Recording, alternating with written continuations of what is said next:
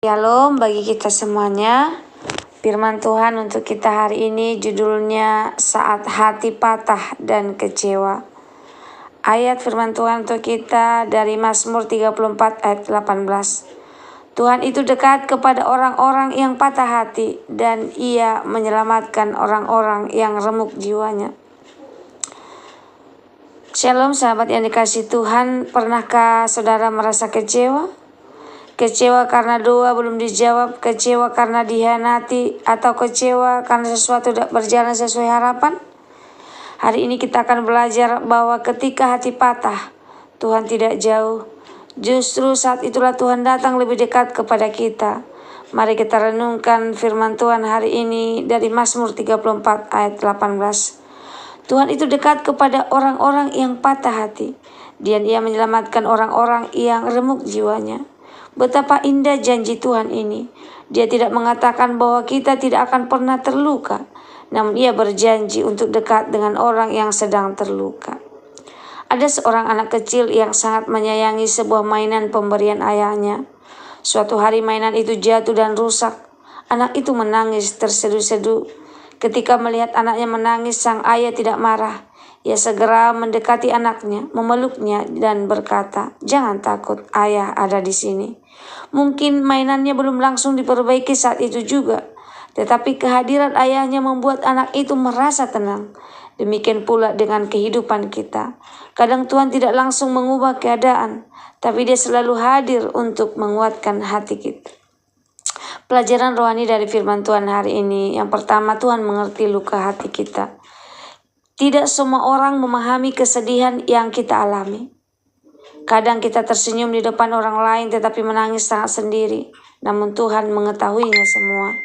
Dia melihat air mata yang tidak dilihat orang lain. Dia mengetahui kekecewaan yang tidak pernah kita ceritakan kepada siapapun. Tidak ada luka yang tersembunyi dari pandangannya.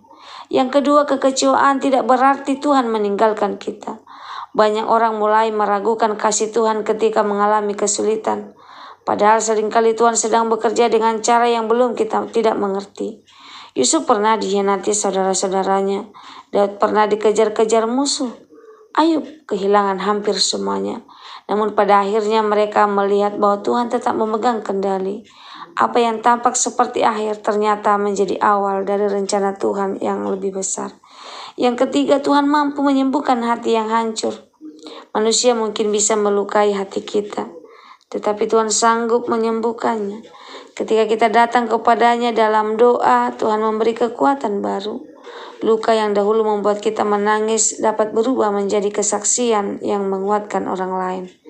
Tuhan adalah tabib bagi hati yang terluka. Jika hari ini saudara sedang kecewa, ceritakanlah semuanya kepada Tuhan dalam doa. Jangan menjauh dari Tuhan saat terluka. Tetaplah percaya meskipun belum melihat jawabannya. Bacalah firman Tuhan setiap hari untuk menguatkan hati. Ingat bahwa kasih Tuhan tidak berubah oleh keadaan.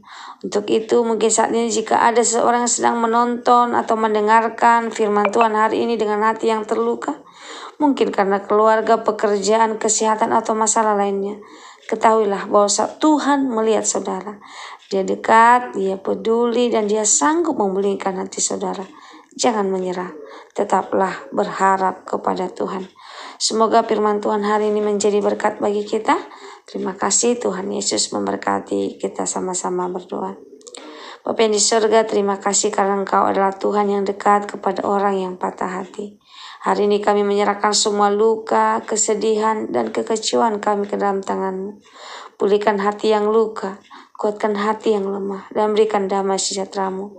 Tuhan, tolong kami tetap percaya bahwa Engkau sedang bekerja, mendatangkan kebaikan dalam hidup kami.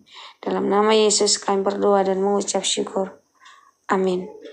Jika renungan ini merasa memberkati saudara, jangan lupa untuk bagikan kepada keluarga, sahabat yang membutuhkan penguatan hari ini. Tuhan Yesus memberkati kita semuanya. Shalom.